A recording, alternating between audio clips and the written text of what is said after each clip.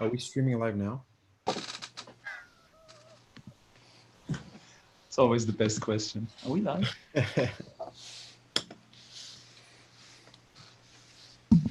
Oh. So no whistling. Oh, Not for people with headphones. no. Especially not in ears.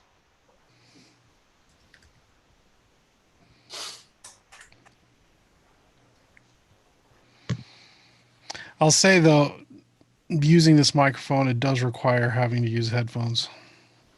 Yeah, what's that? Too much feedback if I turn my monitors on. Okay, yeah. It looks so professional wearing the headphones and talking into the mic. DJs. Beers. DJs. Beers. I want another one. DJs. It makes me laugh every time. Beers. DJs. Shouldn't we remix that? DJs. Sure, I can send you the parts. DJs. Are there parts to it? I mean, there's like sounds. Everyone can do their own version. I'll do the noise mix. Yeah, do the hypoxia. The industrial noise version of DJs and Beers. Matt could do the club mix, and Chris can do the singing, the new singing. The vocal mix. The vocal mix. Oh, yeah, right. Hey guys, I guess we're live. Hey, Chris. Yes, we are. Guys. Hello and welcome everyone to DJs and Beers. This is episode. I'm confused now. It seems to me like, it seems now like I haven't seen you guys in what, a week or 2 weeks now? It's been What? more for me. I've been gone for a minute, so it's been a while. Mo was on It's the been a last while, one. and then we are at 23 now, I guess. Yeah. All right. Hello everyone. Welcome to DJs and Beers with episode 23. We're back live with our friends and beer. Oh, beer. By the way, beer. Yeah, yeah. Actually, you know, Guys, what do you guys have? Because I have something. I'm really going. weird. I'm going Belgian this time. So. Ooh. Well, this it's actually made from it's a LA brewery, but it's a Belgian style beer. But I actually have another Belgian beer waiting for my next one, which I'm excited about because I haven't had Belgian beer in a long time. So Is it like a triple or something? yeah, double. Double. okay, wow. Double. It Yeah. gets pretty heavy. I'm going with Poolside. some classic West Coast modern times poolside. Oh Sweet. yeah, that one's good. I have one of those in my fridge still. And Oh, and look at I got my new glass. Look at my new glass here. That's great. that's amazing. I saw that you posted that. It's really Yeah, cool. and thank you to everybody who bought them. They sold out already, so that was Wow. Kind of like a church stained glass window. yeah, it kind of does, right? Look at you can see the beer through. It's it. very gaudy. I like it. Designed by the homie Dean. You guys all know Dean. And to counter the heat wave you guys have over in California, I went to a Nepalese restaurant and they had this beer. Oh. Wow. Everest. It's an Everest, and it's like 650 milliliters. So it's Wow. quite a big bottle. And I thought I'll drink that tonight to counter your weather issues over there. So, guys in LA, tell us what the hell is going on? Like, what? The whole state. Well, I think it's pretty bad where I'm at. I'm actually not very far from the fire myself, so it's How It's- close, though, Mo? How was?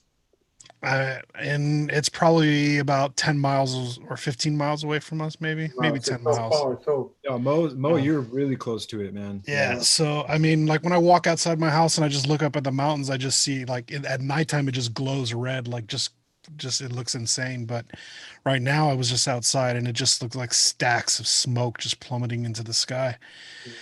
But the skies are orange and it's surreal looking. It's unreal. If anybody wants to look at any photos, you could go to my Instagram page. I took some pictures yesterday and posted them. But it looks like the end of the world. You know, stores are going out of business because of the pandemic and places are boarded up and everyone's wearing masks and the city's burning down and there's riots and it never has felt more like the apocalypse than it does now. Oh yeah. Walking outside, it smells like smoke. I mean, I'm like 25 or 30 miles from Mo, so I'm probably about 40 miles away from all the fires, and I'm closer to the coast. And even out here, it's super gray and it smells like smoke. It's like ash all over the place. My car's covered in ash. I had to close my windows because ash is blowing in through the screens. And Wow. That's the most unrealistic part for me. Like when I wake up in the morning, I go outside, it looks like it's just snowing in Los Angeles, just like Crazy. large snowflakes just falling down, except it's just ash. and I don't remember the last time it's been like this, because we've had some pretty bad fires, but not like, man, I can't remember when it's been so covered like this, you know. And I know they said that this is the worst year for fire so far too. God damn, this beer's good. Sorry, I didn't mean to change the subject. No, but we did break. That was The Everest beer is really good too. Actually, it's quite refreshing. Mo got the one that's like, it's like coconut and Yeah. what is it? Coconut and pineapple. All I taste is coconut, but this is incredibly Vanilla. refreshing. It's It's super perfect for like midday though, right? I mean, it's Yeah. a perfect midday beer. exactly. Coconut, vanilla, and mango and lime with pineapple added. Wow. Hell yeah. Well, everyone, you definitely notice what show you're tuned into. DJs and Beers. Yeah. Yeah. The show we that went from talking about the city or the state burning down to like, whoa, this beer's delicious. Hey guys, Hey. Hey, Ah. Ali. What? Where's this can coming you see from? me or no? Nope. Nah. I Wow. you can't. Yeah, I'm probably in a. I'm actually driving right now. Okay.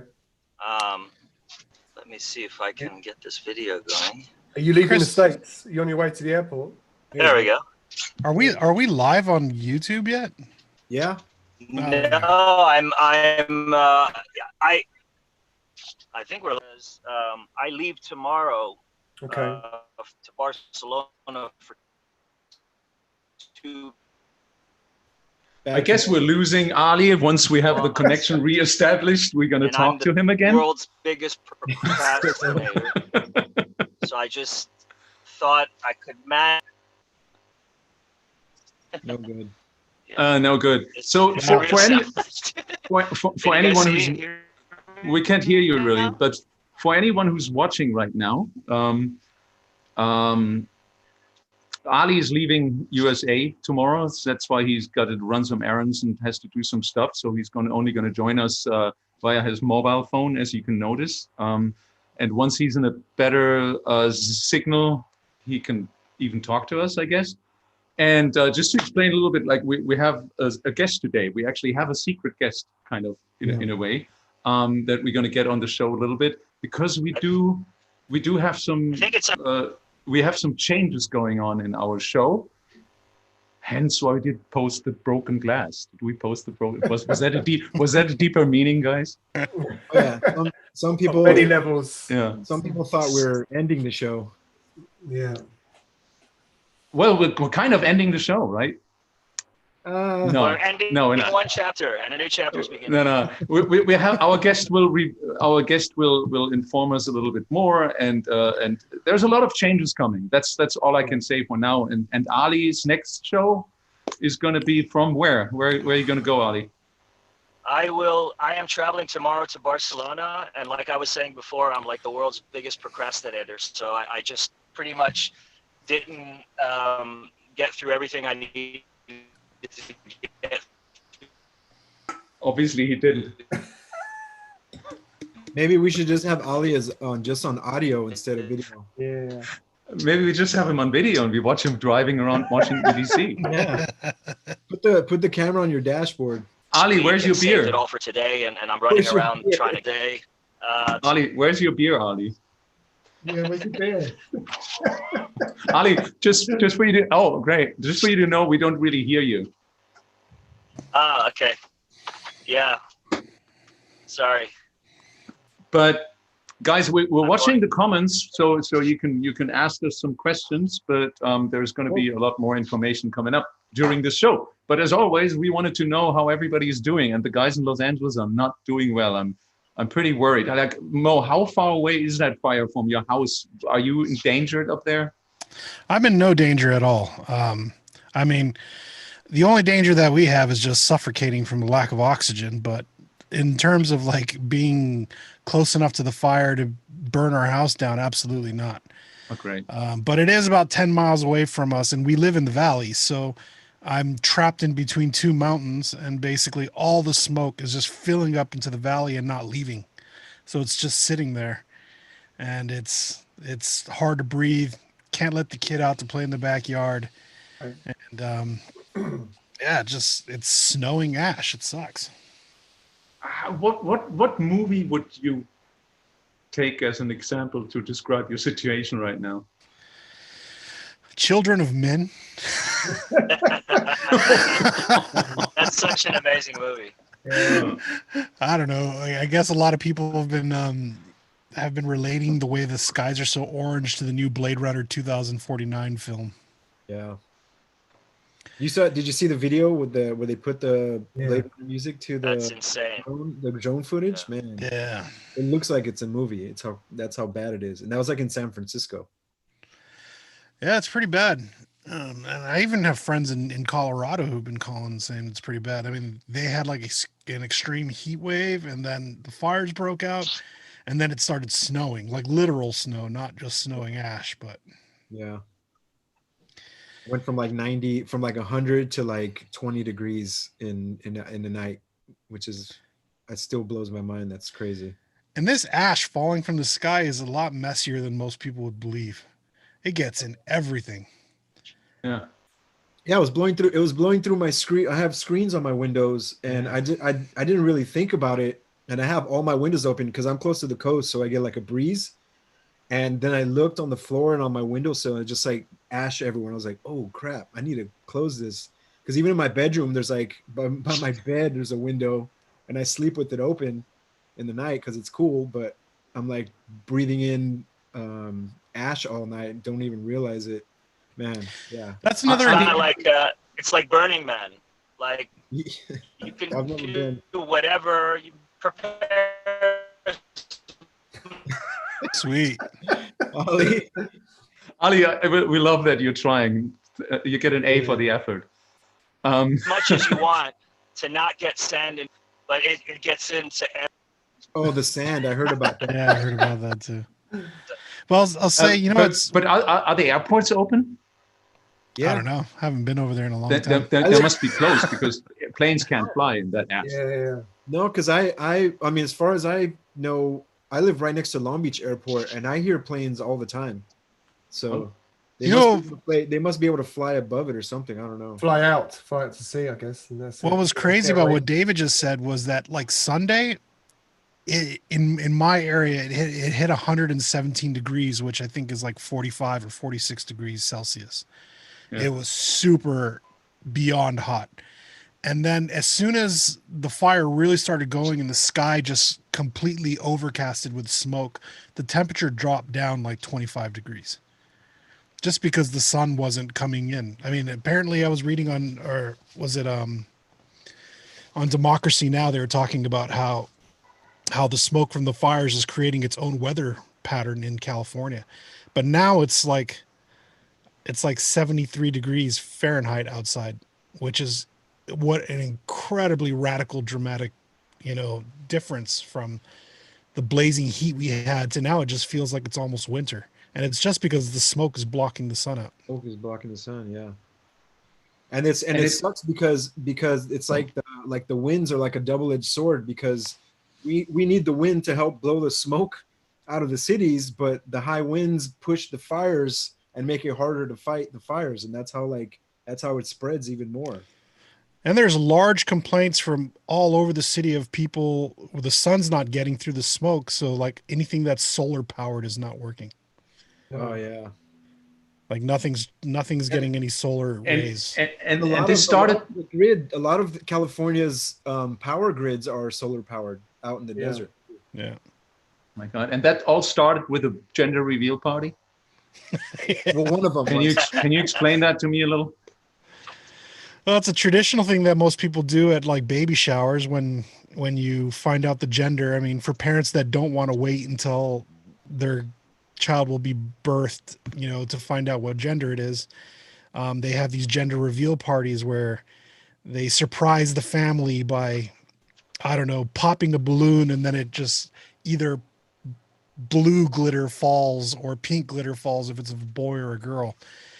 And these guys used a smoke canister apparently that like ignites like a smoke bomb that would plummet out blue smoke to say that it was a boy for their gender reveal of their child. And this canister got out and went into the fire, or went into the bushes and caught fire. Crazy. That poor baby has a story for its lifetime. I think the parents are going to get fined Yeah. dramatically by the city. I mean, hundreds of homes have burned down from this. People are And if out of someone place to live. someone dies or gets hurt, they'll be like charged with I can't remember what the wording was, but it's 35 people have died already. Wow. from that fire. Yeah, 35 deaths already. Then they have to be charged with something then. Negligence, I don't even know what it would be, but Who knows? I mean, if you're responsible for 35 deaths, that has to be like. I don't think it'll be that bad. I mean, it's not like they killed everybody on. I'm sure they feel incredibly terrible about this. I can imagine if it was one of us that was having a gender reveal party for one of your kid and this happened. I mean, geez, I would hate to just see what kind of postpartum depression the mother is going to have after that child is born. You know what I mean? It's a traumatic experience for anybody. Yeah. Absolutely. Just from trying to have a little light fun, and it turned into a catastrophe for the state of California. Man, it's messed up. It's crazy. Ali, can you hear us? I can hear you guys fine. Can you hear me? It seems like Not really. But will you ever get out of this car, or are you just driving rounds and rounds around the White House or wherever you are? I am running errands, and I'm going to be in my car for a bit. So it's going to be hard to for you guys to hear me, I guess, because I'm going to go through a lot of areas that don't have good reception. So, but as long as we have you, so you're moving to Barcelona, and I just saw quite a nice comment here from Kerstin Engel. She says, "I'm pretty happy to be in Europe right now. On top of the pandemic, COVID-19, you guys have bushfires and Trump, which is pretty heavy combination that you're having over there. So is that part of the reason, Ali, that you're leaving the country?" No, I mean, I'm leaving because I miss my new home. I miss all my friends there. I pretty much have kept to only family for the last 6 months. And this has been a real adjustment, like having to deal with, like everything that makes us who we are has been taken away. The gigs, the seeing of friends, the travel. We love traveling to new places, hotels we like to go to, restaurants. That whole cycle, that whole routine has been taken away. So I'm just dying to get back to some sort of a routine. And I'm kind of looking forward to actually getting on a plane. Really? The last time I was on a plane was March 16th when I flew back to Washington, D.C. So, Are you flying direct, Ali? Are you flying directly from Washington? no, I'm going to New York, and then New York to Madrid, and then Madrid to Barcelona. And there's way fewer options right now because no one's flying. And do you have I have like a 6-hour layover in New York and like a 5-hour layover in Madrid to Barcelona, where before there was flights like every hour. And then I guess we have to self-quarantine after that? I mean, how does it work in Barcelona at the moment when you actually get home? How did you get the permission to go over to Europe anyways? Americans are not really welcome anywhere they're right not now. welcome. Well, I've got Spanish residency. I've got all my documents in order. I went ahead and got the COVID test, which I'm going to get the results tomorrow before I fly. I have, all the documentation that I need that will allow me to get in. But the average person, barring some, need, what if you're healthcare professional, doctor, if you're a skilled professional that's needed in that territory, you can kind of navigate around those restrictions. But I'm fortunate enough to be able to enter. At least I think I can. Everyone's assuring me that I can. I never know until You never know until you're actually there, standing in front of an immigration officer. But I'm really looking forward to being back in Europe, and who knows, I may decide to pop over to Frankfurt and do the show with Chris, or Berlin, do the show with Matt. Let's see what happens. Once I'm in Europe, I'll make that call. Are you gonna try to? Do you think you're gonna leave when you land in New York and head out to the city since you have so much time? Not really, because I think from all my friends, what they tell me, New York is quite depressing right now. It's not the same energy. Right. And everyone's leaving the city. It's really sad. Well, those who can afford it leave the city, I guess. Yeah, I mean, many are selling their homes and just retreating into nature, you know. Oh, there he goes. There he goes. Yeah. Well, He it was a good retreated run into for a nature. while. I think we can watch him a little, talking as if He's muted. He doesn't realize he's muted. Chris, should we bring on the guest? And should muted. What? Oh yeah, was I muted now? Why am I muted? Yeah, Ali, sorry we didn't hear you anymore, but we're watching you. It's great to see you driving around. Yeah, keep your eyes on the road. If you see a big orange man, just like give him a middle finger. Jesus. Part of what I wanted to talk about in this show tonight was the current state of our scene and where of the music industry and where it heads to. Obviously, as most of you noticed, we didn't have a show last week, and I think I can speak for all of us that we have to apologize to our guests that were planned last week. We're going to get them back on another show, so promise that, because that was one of the topics we wanted to discuss last week too. What's happening to our music industry, because the more I talk to people, the more it comes clear that when things are going to start up again, everything is essentially has to start up from the ground up. Like club owners basically have to hire new staff. They have to hire, like everything has to be completely done from the ground up. And for doing this, you obviously also need some sort of financial backing that most of people are lacking now a lot in the music industry. And maybe Matt, you can say something about our guest, and then he can come on because you know him the best of all of us. So it's actually it's a great pleasure and honor actually to have this guest on the show. I've known this person for around, I guess, 30 years. I met him when he was DJing in a nightclub in London at the Milk Bar, Soho Square. He's been actively involved in the music industry for probably more than maybe 40 years. I believe he was a writer, and he's been a DJ. He's also produced one of the biggest dance hits ever, I think, from the 90s. I think it was a groundbreaking piece of music. And we've been friends for a long time, and he's helped me along the way with a lot of different projects. Actually, he helped come up with the name Radio Slave when we were looking for a name for the project. Oh, really? And he's now living in Berlin.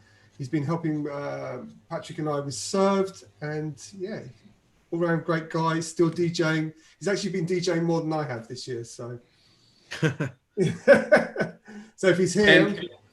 And he also helps us a little bit with our endeavors that we're doing. So we can talk about a whole range of things. Yes. Yeah, he's been helping us maybe migrate to another platform, which we can talk about. Yeah. I think I should reveal myself at this stage. You should. Hey, David. I can't have you talk about me anymore. Hello. Hey, David. Welcome. Good evening. Welcome. It's been an interesting show so far. That's for sure. Yeah. Hopefully I can keep the ball up. No, don't make it depressing like we were.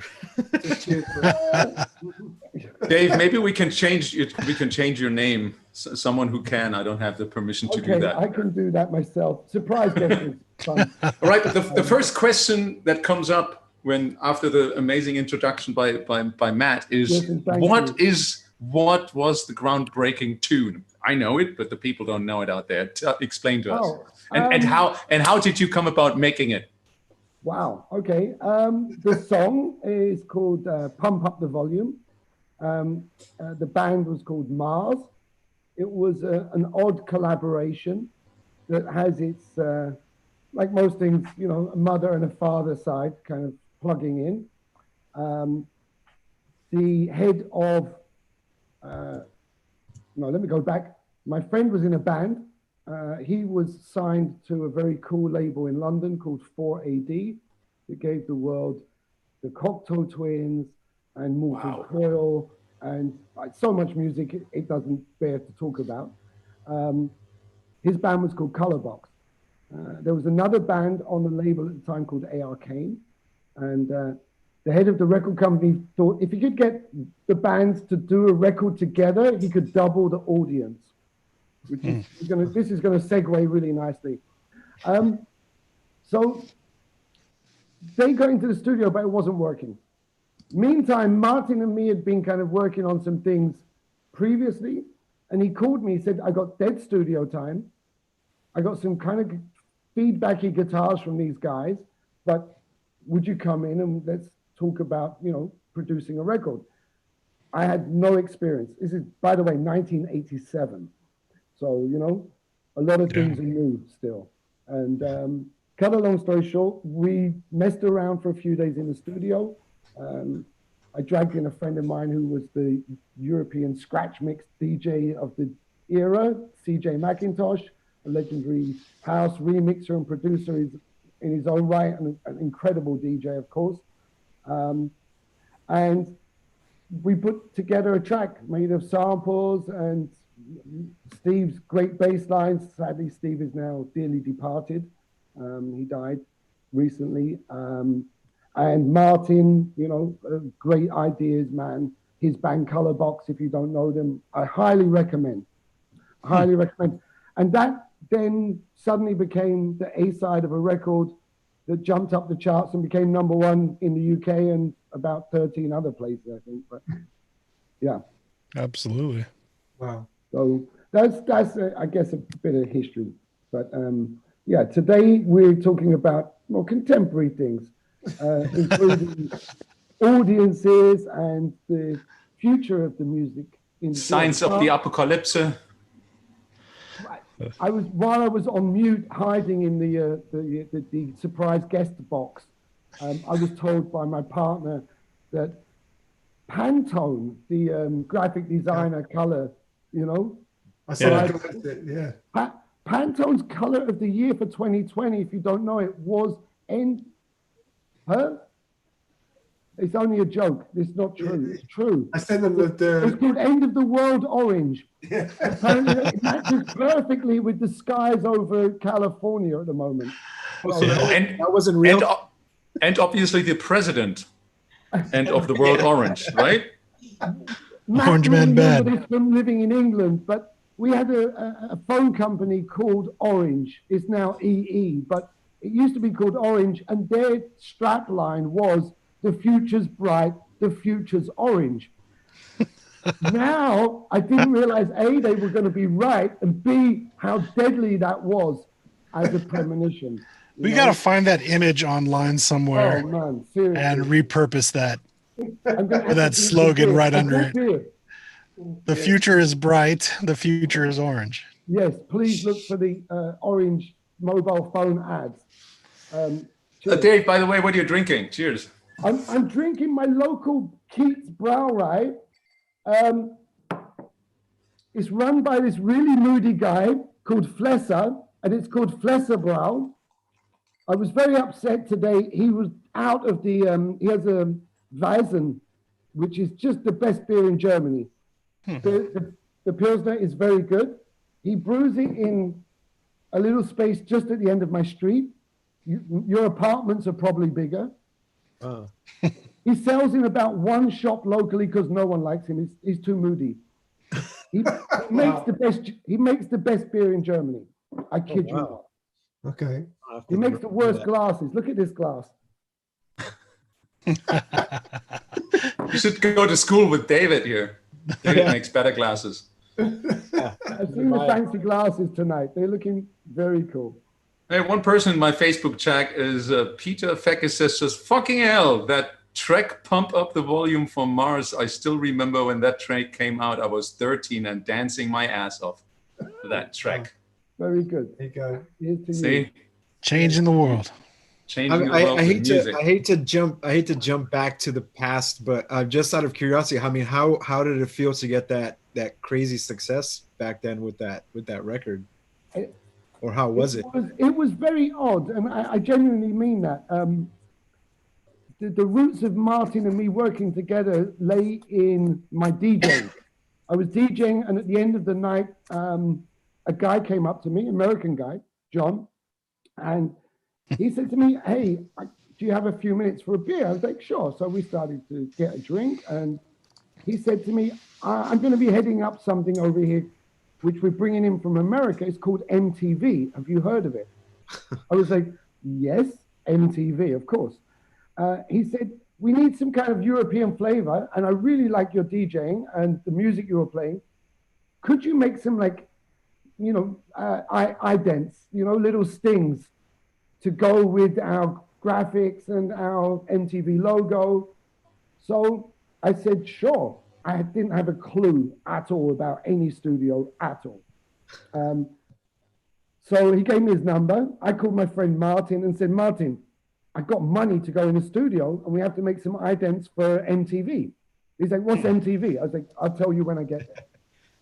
And so John sent me a check and we went and spent it in a studio up in Kentish Town in London.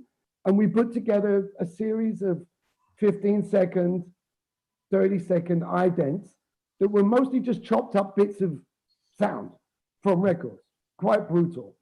And they used those to go with their visual IDs at the very beginning of MTV Europe.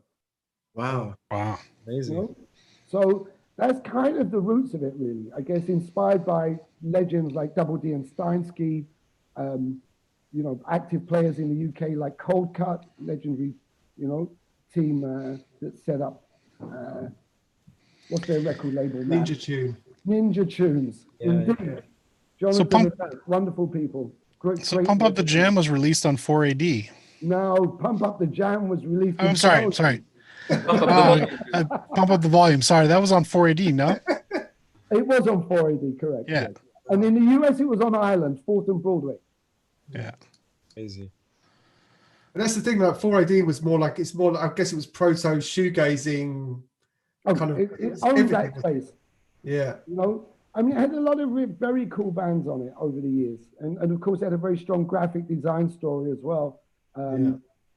With Vaughan Oliver, who's probably one of the greatest graphic layout people of the latter part of the 20th century, up there with some of America's best, I think. Yeah. Very nice label. Yeah, beautiful label, everything there is a joy. Absolutely. So anyway, I was going to segue somewhere. I wish, yeah, there's a segue. I wish we could play the track now. Ooh. But we would be copyright claimed and taken off the air if we did, right? I suspect so, which is why we're going to try an experiment that may or may not work. Yeah. I should point out at this stage, my spirit animal is Mr. Wolf from Pulp Fiction. I'm just going to try and get on and clean up the blood as we, move forward. But that's great. Before you do, Dave, we have some comments about your sound quality. I'm sorry. We have to apologize because it's his microphone, and everybody's saying everybody should sound like Mo, actually. Yeah. That's what I'm saying too, but that's another segue because we should all sound a little better, right? And maybe... Hopefully we can make that better. Yeah, absolutely. I'm sorry. I was without a mic and a laugh. No, you're fine. Yes. You're fine. You can go grab a set of headphones from the room and just plug it in your mic input. There's photographs of me on the internet doing that. You know that. It works. It does work. It does work. Basically, yeah, the prospect is that the entire DJs and Beers story will be migrating next week to... Wait, drum roll. Drum roll. Where's the snare drum? I have it here. Thank you. Done. To Beatport Twitch, where we will be having a kind of pop-up on their platform for the next few weeks with a very special guest as guest one, and hopefully improved production aspects to the show, including Go Faster stripes for the Americans.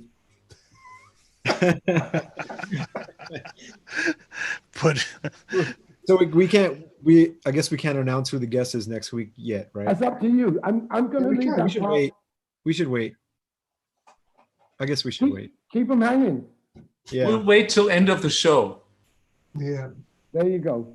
Sounds like a plan. We'll leave some cliffhangers here. So, Dave, yeah, you're helping us a little bit. But let's before we talk about all that, I would want to know, how did you come from Mars? Which is funny. It just gets in my head, like Mars looks like California looks like Mars right now. How do you get from Mars into, let's say, more the administrative side of the music industry and get into management? Because you've been managing quite a few famous acts as well, right? Yeah, absolutely. For example, it's kind of. Can you talk about your clients or not? Oh, of course, absolutely. Okay.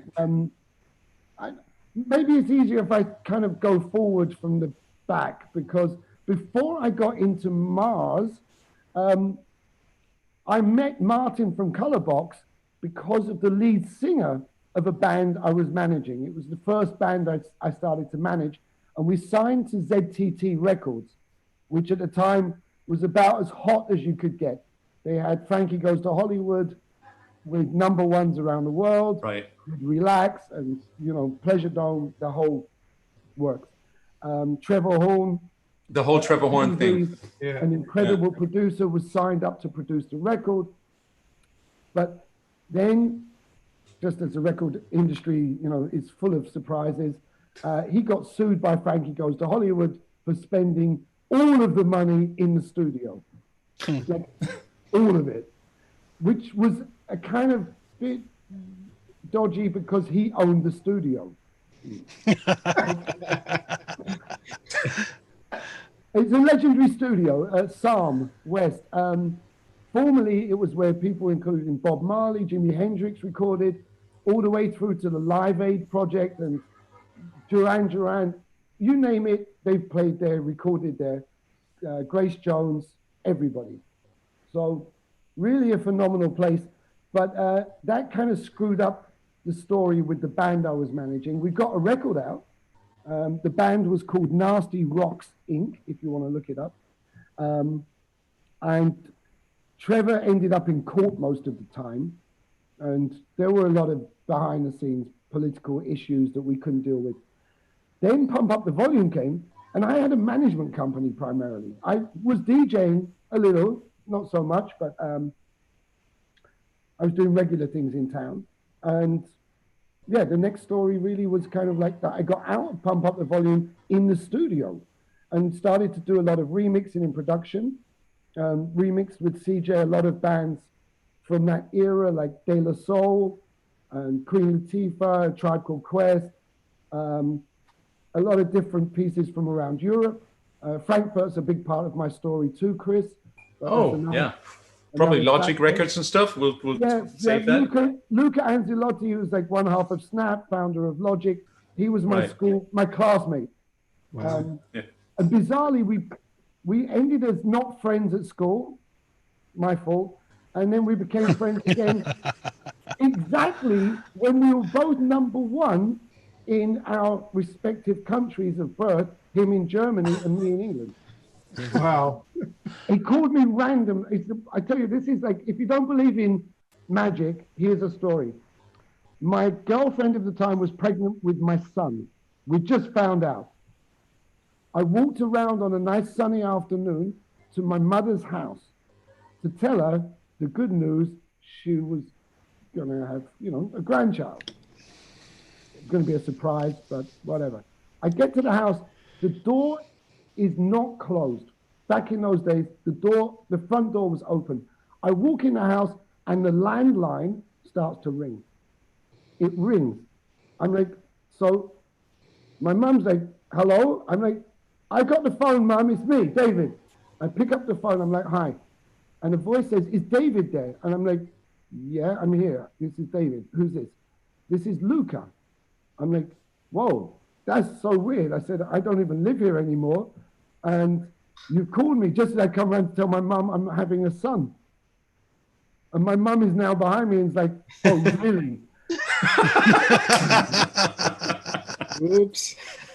Whoops. Whoopsie. But what chance, right? I mean, of all of the millions of seconds I could have walked around that day, that 1 second, the phone rings. Wow, that's pretty crazy.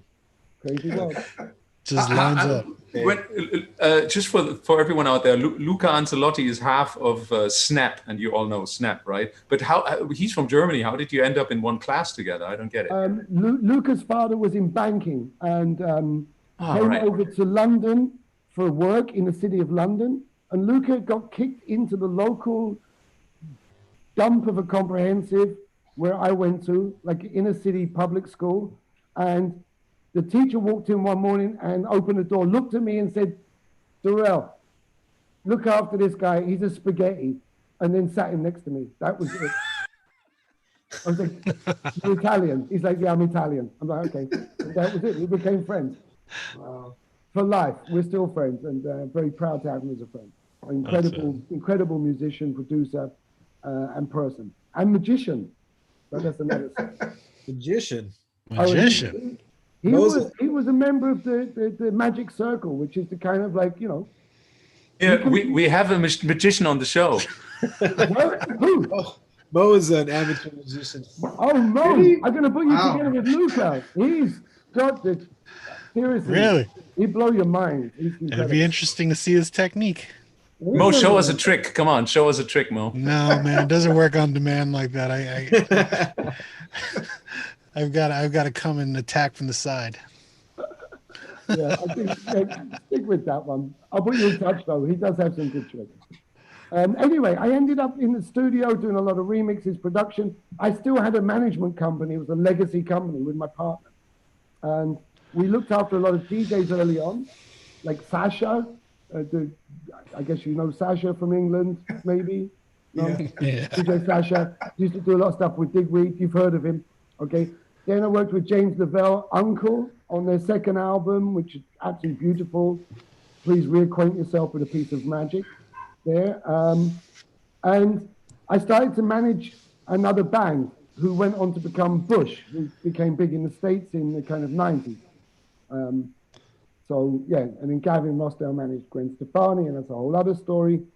And then I started to look after other bands, including the Pet Shop Boys, which Neil and Chris I've known before the band were formed. So I bumped into them at a gig in Vegas, and soon after I got a call from Neil saying, would you like to go for lunch when we're in London? So we went for lunch and they said, would you like to manage us? And that was the end of that. So I started to look after the boys, which was wonderful. And then that was until, I guess, around 2008. Can you just so I got out of management. You knew them before they were actually the Pet Shop Boys? Neil worked as a journalist at a very successful pop magazine in the UK called Smash Hits. Yeah. It was the biggest magazine for kids, like teenagers, in the 80s. It was Duran Duran, Spandau Ballet, pretty boy pop stars all over every page. And Neil was, I think, the deputy editor. And it was opposite the offices I used to write at, which was the New Musical Express, a paper called The Enemy, which was a big rock paper in the UK through the 80s, 90s. It's still there as a website, I think. And I used to meet Neil for coffee because our windows literally looked across the street at each other. And then we got given a trip by Chrysalis Records to go to New York with Spandau Ballet for a week. to kind of follow them around because their song Gold was lined up to be the LA Olympics theme song, which didn't happen, by the way, but we got a week out of it. Nice. And I think that was possibly my first trip to New York. And it was just before the Pet Shop Boys really came around. Neil was super excited, having gone to some of the big kind of like clubs in New York at the time. I think also met with Bobby O, the legendary kind of producer, and they hatched plans to record a single. And that was it. As we came back on the plane to London from an incredible week in New York, even going to the last days of Studio 54, the legendary back in the day disco, where one of the Spandau members fell down the entire stairs from the top of the circle. No way. Yeah, oh my God. Yeah. More of these stories, come on. Cuban heels. Don't wear Cuban heels in theaters. And, Did you? I was going to ask you, did you tour with Bush at all? oh, hell yeah. I've been all over the States. Yeah, back. Okay. I mean, I remember doing on the bus. I remember doing DJ gigs for them before they were Bush, when they were Future Primitive. Future Primitive. Yeah, very few people know that. There you go. I saw them play in LA, or I think it was in Sacramento in '95, I think. Okay. Was that for a free concert by any chance? I don't remember if it was free. It was at this place called the Cow Club or something like that. Okay. Yeah. That's about right, I'm sure. Yeah. It was funny. My sister was living in Sacramento at the time. She was going to university at the UC Davis, and and she was going to the show and dragged me along to that. That's funny. That's so crazy. You were there too. Well, I was probably in the 8th grade, I think, or something like that. I was in junior high still. Hey, you know. Thanks, Bo. Good times. Yeah, a long time back now, for sure. But was it pretty wild traveling with these types of bands? Oh yeah, touring is wonderful. I mean, seriously, it's not quite. You know, if you ever watched Almost Famous, you know, it's not the 70s and the Riot Hyatt. You know, it's still pretty good. The 90s still had its flair, though, right? moments. The 90s still had its flair. We totally had some completely insane moments. I mean, I think I'd probably get sued if I started to spill the beans on a popular show like this. If we're off record someday, I might tell you about, you know, the time. I don't know if I can go there. Bring it. Courtney Love features quite a bit at that era, as you can imagine. Oh, wow. And that's a whole element that, you know, really, you should get Courtney on as a guest. Sure. Let's just line that up right now. Yeah. We're DJs and Beers, by the way. Oh, damn, yeah. Hey, who isn't a DJ? Don't tell me that kind of Courtney's not DJ. I bet she has. I'm sure she Probably has. has. I wouldn't be. She definitely drinks beer. I know that. Mr. Flesser. By the way, this is how LA looks like right now, is it? Oh my Yeah, pretty God. much. It's pretty close. Yeah, exactly. But David, you've also been in front of the camera. You've also been on TV, haven't you? I mean, you've also done this kind of stuff before. Yeah. You know, Come on. I was in a kind of, I think I was in a tax issue for a while. And my then wife said, you know, get some work. And a friend of mine called and asked if I would go along as an audition member. He needed to fill out his numbers. And the next thing I know, I got the job of presenting a show that then ran for 2 years, where I would go to clubs around the UK and shout into a microphone over extremely loud music and, you know, introduce DJs and drink beer. Nice. The originator. Might be down the street before. I'm not sure. The originator. Keeping it OG. It's called BPM.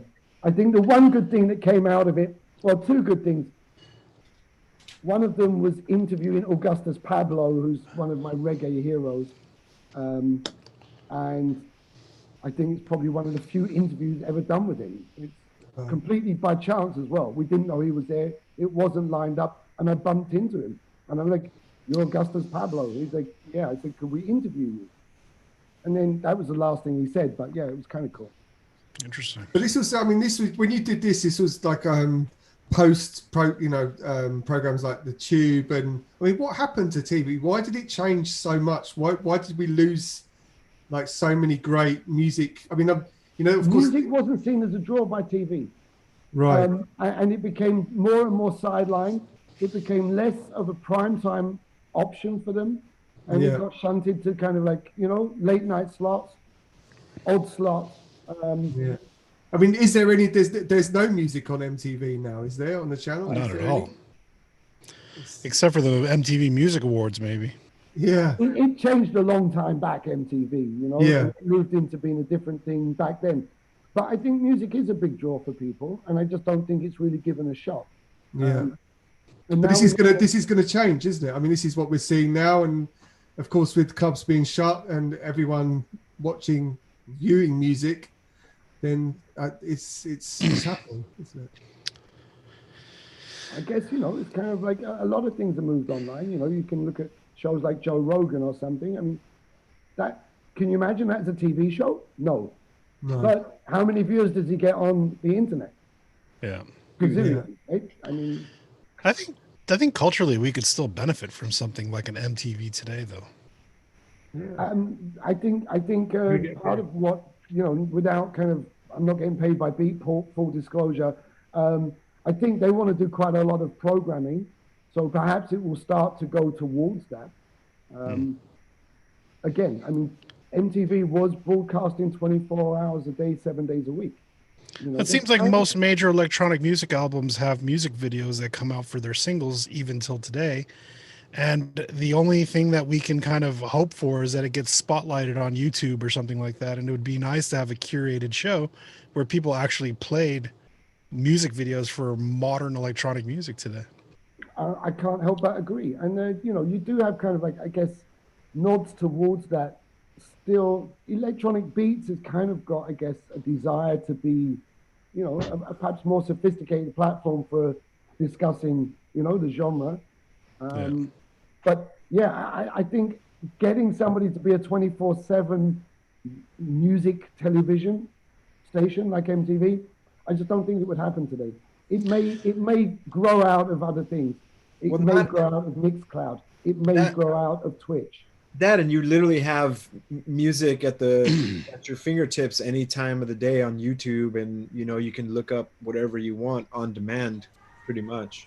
But I think the difference would be, the difference would be what Mo was referring to. It's a curated show, and that's the key. It's like we can all like get any music we want to listen to, but isn't it nicer to have someone who's got a really deep musical knowledge, who brings you some new stuff, and it's not an algorithm. But also, it's basically bringing back the role of the VJ in terms of curating, digging for new music, and showing you innovative, cool new music videos for music, which could be in return promotion for albums. I mean, as soon as Beatport wants to start a Headbangers Ball for experimental noise music, give me a call. I'll VJ that shit. All right. But imagine the I can imagine like the licensing nowadays. It's probably, maybe it's more difficult nowadays to try to get music videos or licensing. Really though, is it? Because if you ask any artist, they don't care. They just have to just approve it. Yeah, but I'm saying, like, with music that's released already, then you have like these like copyright, like they'll automatically get taken down.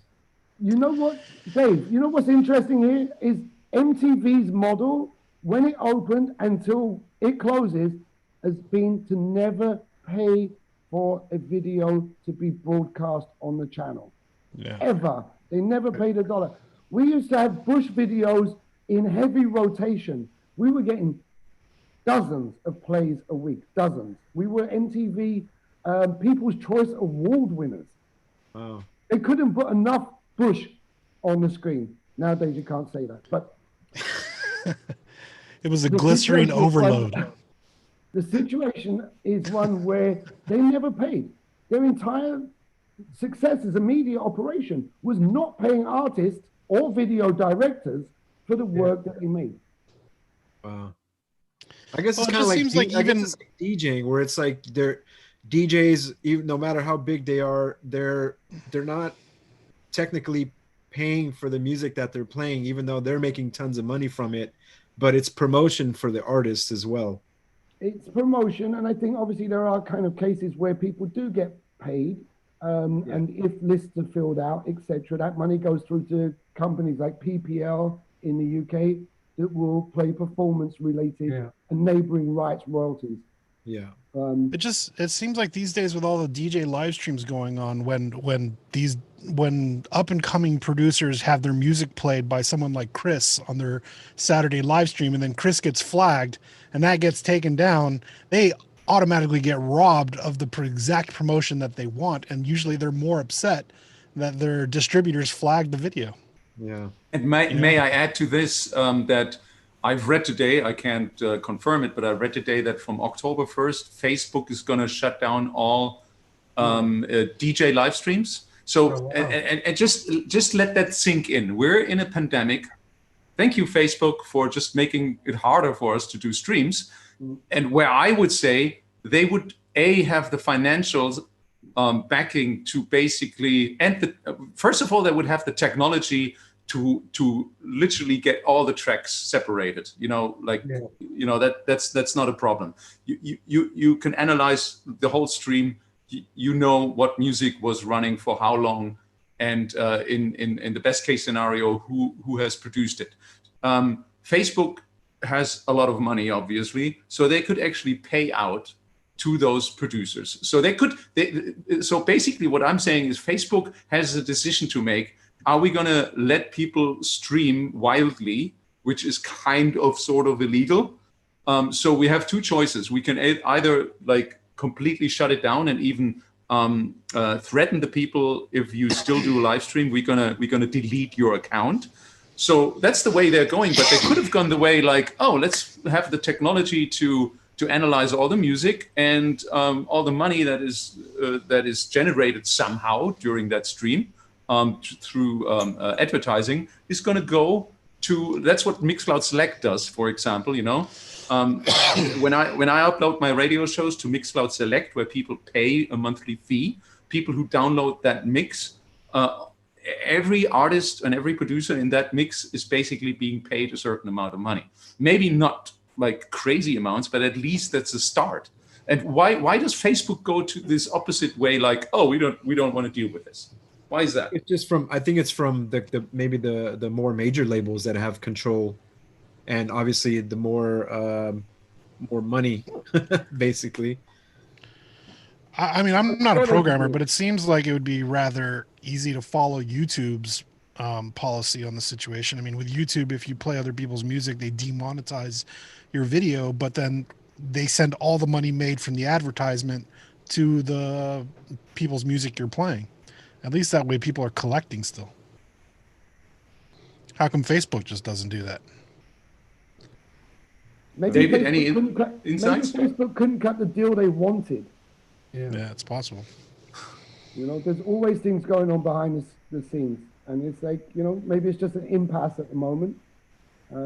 Maybe it's the slow appearance of things like live stream suicides that they're worried about more than anything else. And they just cut the whole feed rather than deal with the problem. TikTok just had that yesterday. Yeah, they had a young man commit suicide live. Not the first, not the last, I'm sure, sad to say. I mean, Twitch have already got issues, as discussed with, Audible Magic acting as a guard dog on copyright. They'll be all over Twitch, and that may well present problems for, the platform. So what would be the alternatives now besides, Mixcloud, or for someone that wants Facebook owns Instagram, and I see that they're not closing down Instagram. Right. Or Instagram TV at the moment. Let's see what their policy is. Does it extend across the whole family or not? That's true. Oh, right. Facebook owns Instagram. Yeah. Yeah. So you have to look at these connections. Who's doing what and why? Why maybe they're trying to push Instagram TV. Maybe they don't see that Facebook TV works. You know, the licensing issues. I mean, like FK, you know, Francois' streams were always being cut. He's moved to Mixcloud. Well, no, and he's now on Twitch as well, isn't he? And on Twitch, yes, indeed. Yeah. Wow. Well, it seems like all avenues of revenue for musicians have been completely robbed. Can't play live gigs. I mean, fuck it. You have to make merch like David. You have to make merch. Yeah, that's what I'm trying to do. Make some merch. Going into business and making cups. Make cups. Styrofoam cups. Represent. David, do you think that companies like Netflix, I mean, do you think they'll buy into like live streaming festivals and things like so Why you can wouldn't they? watch? Why Yeah, wouldn't they? I think that's maybe going to happen, like where you would have Coachella via Netflix, things like that, where they would own the rights and they would be part of your subscription that you can then tune into festivals, you know. I will be very interested to see how the US opens up next year. You know, the experts in the field who I will defer to, you know, some of the smartest guys in the agency and promotions business, you know, their crystal ball tells them it's going to be bleak. But maybe if Trump wins, he's just going to open everything up. I don't know, again, enough about the American kind of like system to say whether he can aggregate enough powers in the White House to override state laws, or whether he could just get all of the Republican states to kind of go with him and just say festivals are on. That's, I mean, I don't know politics very well, but I don't think the only way federal government can override state is like, I think for more like disaster kind of things, not for, I mean, granted we are in a Or disaster. drugs. That's I'm saying it's very ambiguous at the moment. Yeah. Very ambiguous. But that's actually an interesting point you bring, because people like us who are more liberal, we want, you know, we also want to be safe, but have festivals and clubs open up slowly as well. And you hate Trump, and then he says, hey, everything's open again. So where does a person who is more liberal lean? Like, do they say, fuck that? Or I need to get back to work and I need to make money? It's kind of, I don't know, it's kind of interesting actually. Yeah, I mean, obviously, Hardly a good sell. you certainly have to be very careful treading a line that is now just landmine after landmine of potential conspiracy theory nightmare. Yeah, either way, no matter which way, it's going to be bad. Yes, potentially. I mean, you know, there's a lot of things developing, you know, whether they be vaccines, which may come into play, testing, you know, we can do stuff in Germany. In fact, I was at a venue today and their regular outdoor capacity is 800. During COVID, it's 250. It's like, okay, well, that's fine. What's wrong with 250 people? Those are the best parties. Hey, I'm not saying anything, you know, it's certainly my preferred size, you know, but yeah, but a venue that holds 800 people, how do they survive off of a fraction of that? Well, it's interesting because it's not a traditional venue. Oh. And they don't survive off that, but they're looking to utilize it. Okay. So maybe there will be also, as always, you know, kind of new things that will appear as opportunities. Yeah. Definitely. Yeah, because I mean, the thing is, it's so interesting that Pioneer today announced the launch of the new CDJ 3000. Yet obviously, there's very few clubs open around the world, and I just wonder what kind of, I don't know whether it's advice, but I mean, how is it going to be for aspiring musicians, DJs, or any kind of performers trying to get their foot in the door if platforms like Facebook, etc., are closing the doors to people, you know, raising their voices or performing online? I mean, I think one of the big issues there, Matt, is perhaps it comes down to ownership of copyright. Because really, you're only getting closed down if you're playing Madonna in the middle of your set, because Warners are just like, whoa. Yeah, but it also works with techno, Dave, as well. It doesn't just necessarily. It works with a lot of independent. If the music's registered, basically, if your music goes through any digital distributor, period, it's going to get flagged. Yeah. So I guess you have to play only unreleased music. Yeah, that's the only way. That was where I was getting to, and I think it will come down to who dictates what for what copyright. Because no platform can dictate copyright laws. They're written. And if you own your copyrights, then every possibility that you can actually collectively even govern your copyright application and allow for them to be pulled, used. You know, obviously, I don't see that's not an option. It's like an open source platform. Yeah. I mean, we've always had things with I was going to say, one of the things we've had happen with records before is, especially with compilations or music that we've licensed to compilations, if we don't collect the royalties on the publishing, the majors will automatically assume that they own it, things like that. And I think that's what's happening here.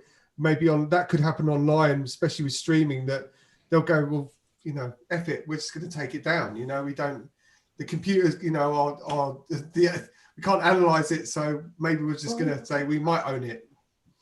Yeah, I hear you loud and clear. I mean, obviously, you know, I guess then it's who's got the bigger machine, you know, it's corporations that you're fighting. They're pretty hefty, you know, they're Death Stars. Hey, Chris, Chris, I have a question about the Mixcloud thing. Is it a live stream that they monetize with? Is it just audio or is it also video? No, the Mixcloud Select section of Mixcloud is basically the section where you pay and where you get exclusive content. So if you go into Mixcloud Select, you basically follow a certain artist, and then you get a lot of stuff to download on your phone because you have a Mixcloud app on your phone, so you can download the sets. But only music. Music, but Mixcloud also has a streaming platform, but that is right now still open for everyone. So if I stream, and I'm planning to do that actually on Mixcloud, they have still the system that analyzes the tracks. They have probably contracts with most of the labels. And so you're pretty safe in not being taken down because things are taken care of. But it's still open for everyone. But soon, maybe from October, November on, Mixcloud Select will offer the opportunity to stream behind that paid wall, basically. So only your subscribers can watch you do the stream. You know, so you basically have to pay 3 or 4 euros, and then you're subscribed for a month. Then you're subscribed for a month. You get everything. You know, it's a monthly based subscription model. For example, in my case, you pay 4 euros, and you get everything. You can have everything on your phone. And if I did a live stream on the paid model, you would be able to watch that live stream, and you can cancel that any time. But when you cancel it, obviously you lose your stuff that you have in your phone. That's kind of the way it works. And I wonder if SoundCloud has anything similar to that, or is it completely different? I'm not sure, but there is definitely some more companies who do that model, and I think it's a model for the future. I mean, the technology is there. It would be fair to even the smallest artist. You know, you don't even have to be on a label. You just register your track, and that track gets played somewhere. The money is coming in. The amount of people are watched can be measured. Everything can be measured, and you get your fair amount of share of what. I mean, that's what I don't get. The technology is there for everyone right now already. Why not everyone is implementing that in their services? Facebook, YouTube, Instagram, everybody. I just like people. But you know, it's funny. I remember in the beginning of this pandemic, I had asked a question on my Facebook page about would you pay for live streams, and it was probably maybe 80% of people were like, hell no, would never do that. And I feel like that's basically the only way to go now. Yeah. I mean, to get, exclusive content or whatever. I think it's just time to go back to the underground and start doing blockchain, top secret underground, private live streams. I'm going to make map points for my live stream.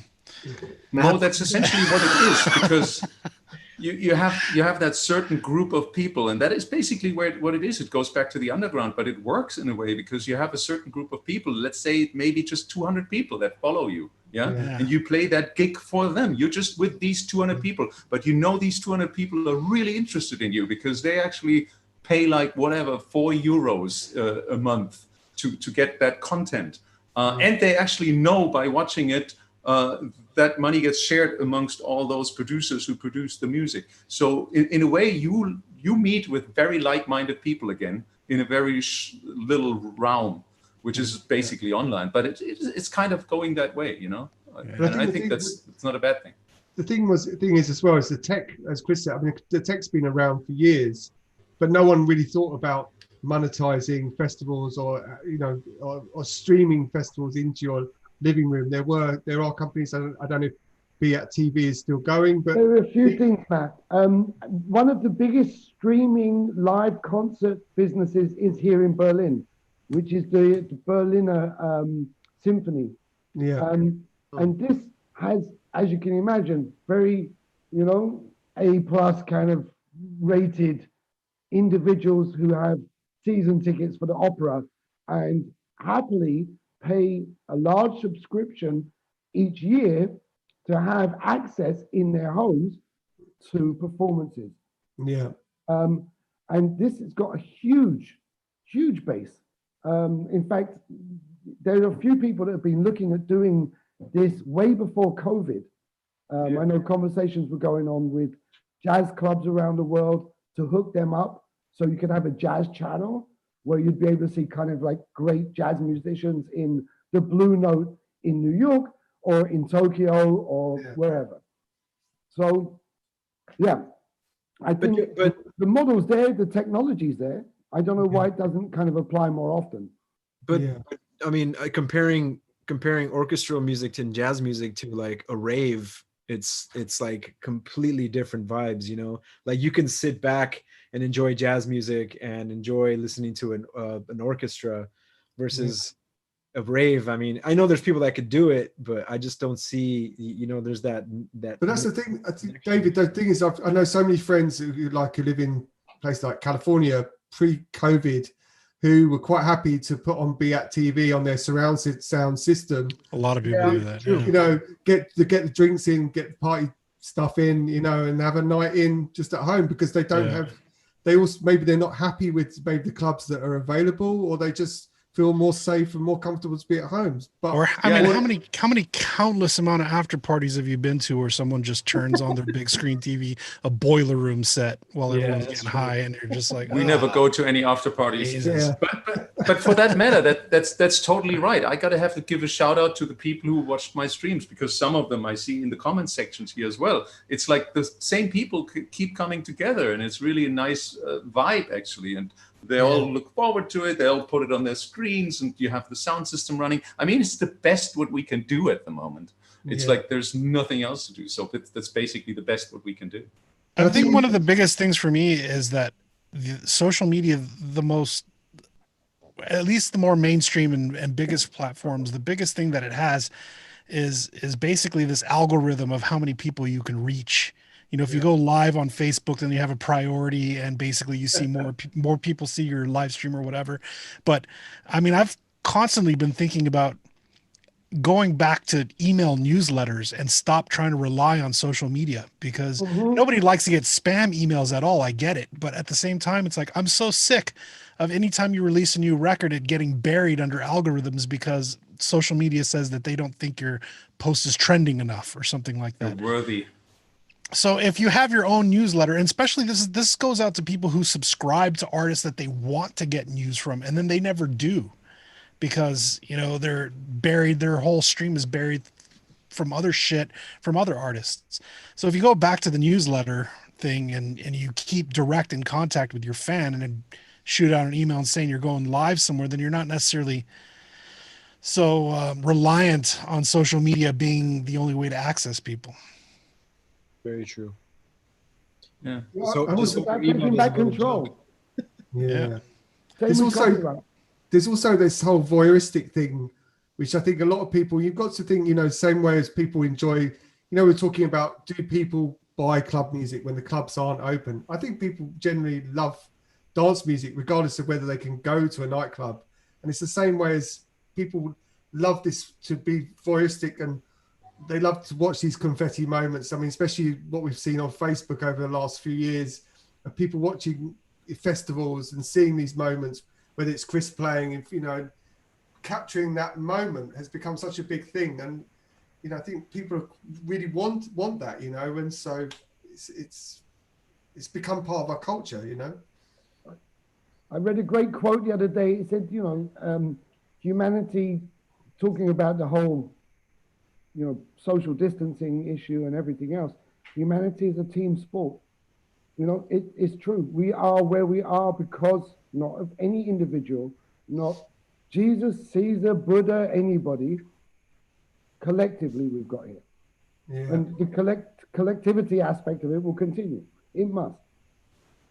Unless you're a conspiracy theorist, then you blame it on certain group of people. You can blame it on anybody you want. It's crazy stuff. I mean, the bottom line really is there's a lot of science being developed. I think, I think it was something Eva said to me, Matt, that at Charité, which is the big hospital here in Berlin, that the accident and emergency team there, they felt they had this covered. That they understand how to defeat it, and they don't expect to have many more deaths. And I say that in light of the fact that Berlin has very few deaths and very few cases proportionally compared to, I would say, many, many other places. Yeah. Further to that, there was a thing with a supercomputer the other day where they put all of the data they have, and the supercomputer's answer was that this is not what was previously thought to be some form of a pneumonia, like a lung issue, but it's a vascular issue.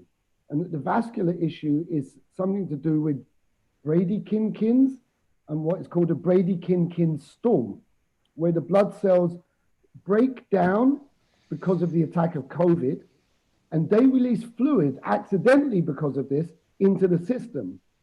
Unfortunately, the system then goes haywire, and the Brady-Kinkins fluid ends up in the lungs, and that's how it gets to the lungs. It's not a problem of the lungs, it's a problem of the blood cells. This is not me talking, this is the second largest supercomputer on the planet. Trust the computer. Well, I'm not trusting it to do all of the kind of like crunching that we can't do that fast. Yeah, of course.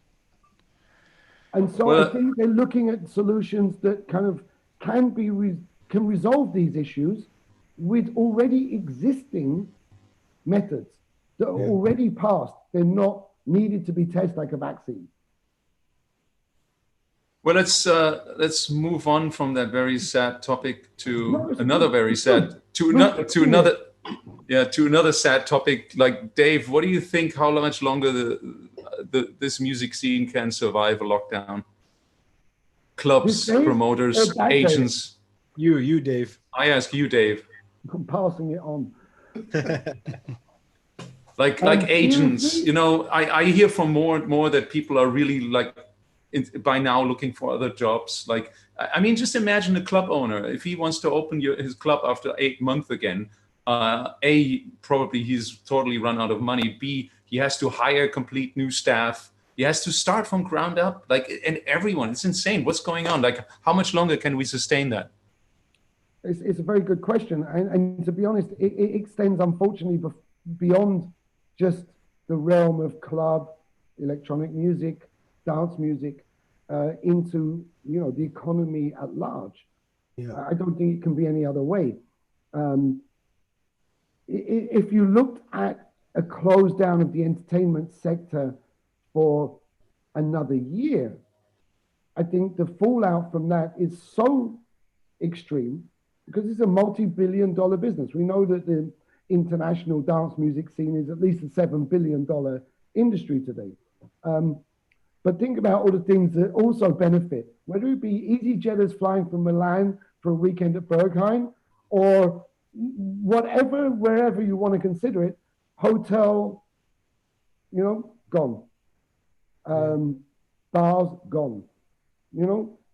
Places are going to have to either kind of, I guess, address this issue very soon, because I don't think a year longer can go. I don't think Mark Geiger's predictions about the US possibly be closed for festivals to 2024. Think about it. I need to get another beer. I only got one. I didn't think the show would be this long. I think I could last. We still need to talk about 4 days.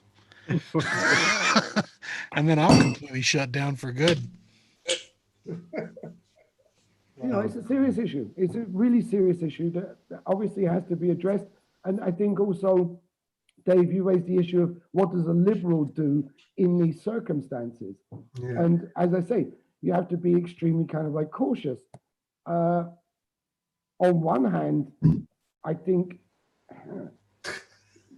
it's perhaps a decision that has to be made, which has been made, by the way, in Europe. I can't talk for the US, but I think as a European citizen, I can still say that Europe's response has been to put people before economy.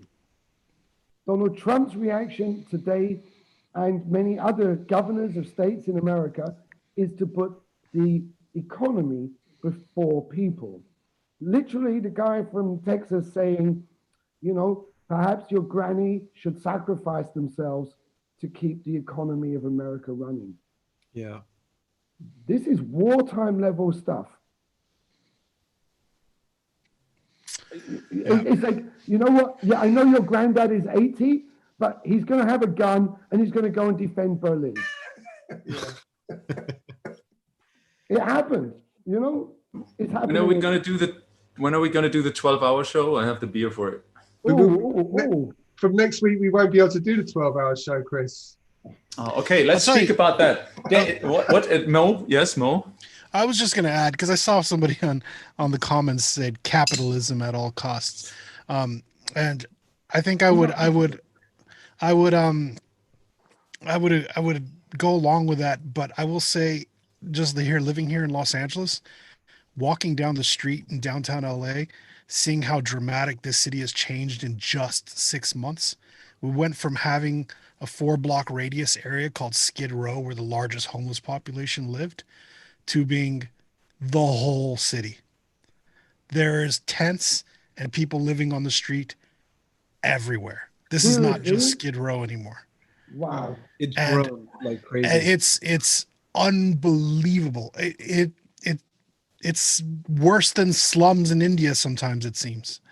It's everywhere. And this is a direct reflection of what happened with COVID-19. People cannot pay their rent. People cannot afford to where they live. People are losing their jobs. People are being evicted from their house as we speak. I mean, it's being shown on the news right now, a police officer whose job it is to walk around and evict people from their house. And he's like, oh, I don't have any choice. It's my job. Well, in my opinion, they do have a choice. But at the same time, this is unbelievable. And if the economy doesn't open up on some level, on some way, it's going to get worse. Yeah.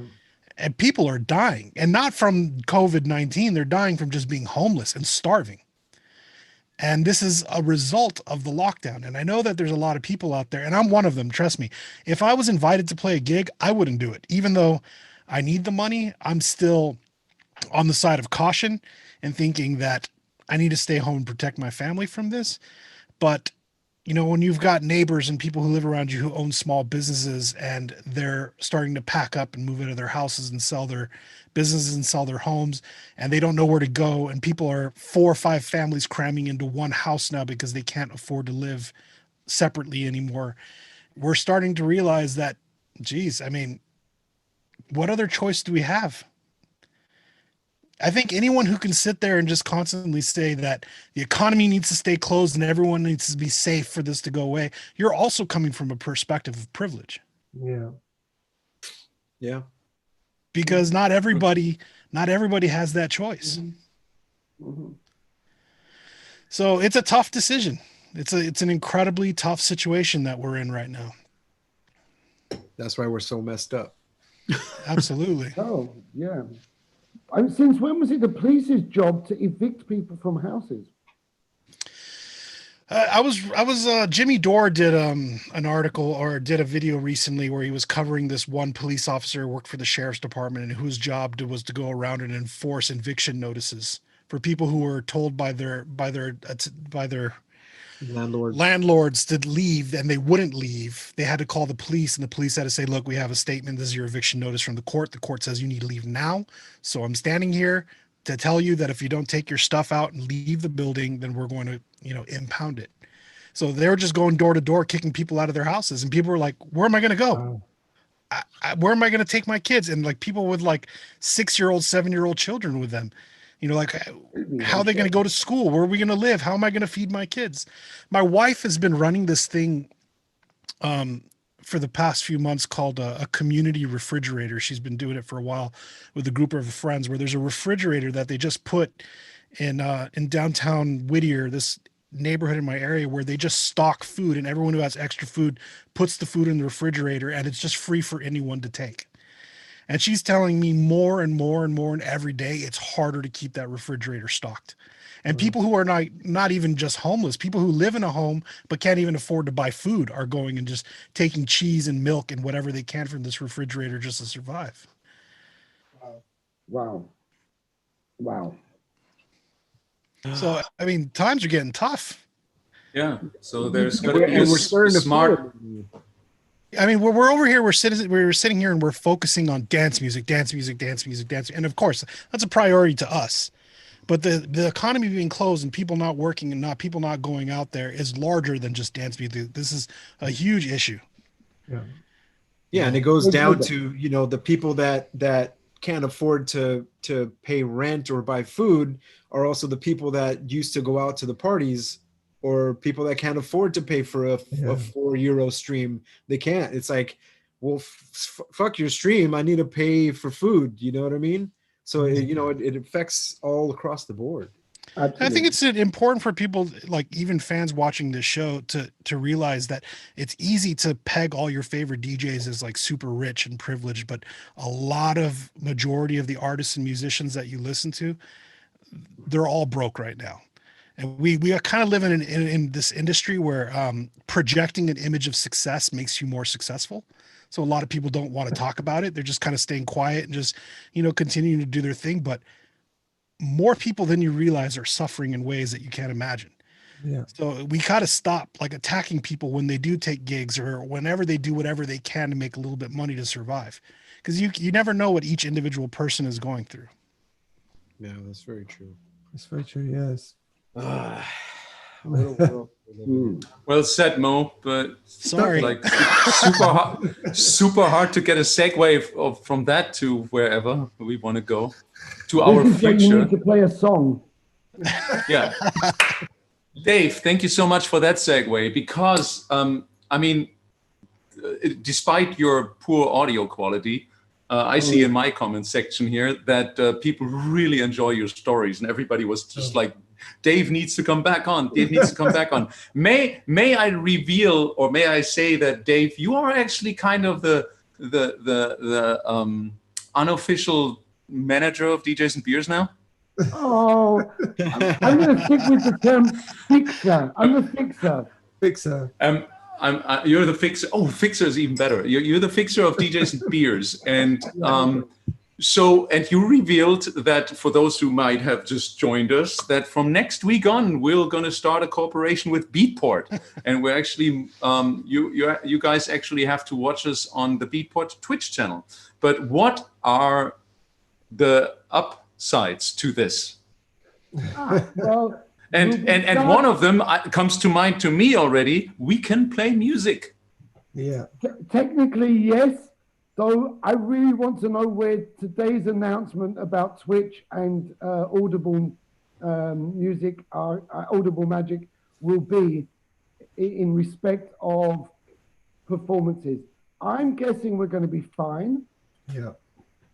But beyond that, I couldn't say. I think the upsides will be that, of course, I'm sure, hopefully we'll have a larger audience. Beatport have an audience of their own, and they're going to be producing a lot more media. So I think, the shift also incorporates a time shift. The show will be at 8 p.m. CEST, which is a consequence of joining a bigger platform. It's busier. There are more shows. They would like to have some format. So it's television on the internet. And I think, yes, we've got a lot of benefits to come from it.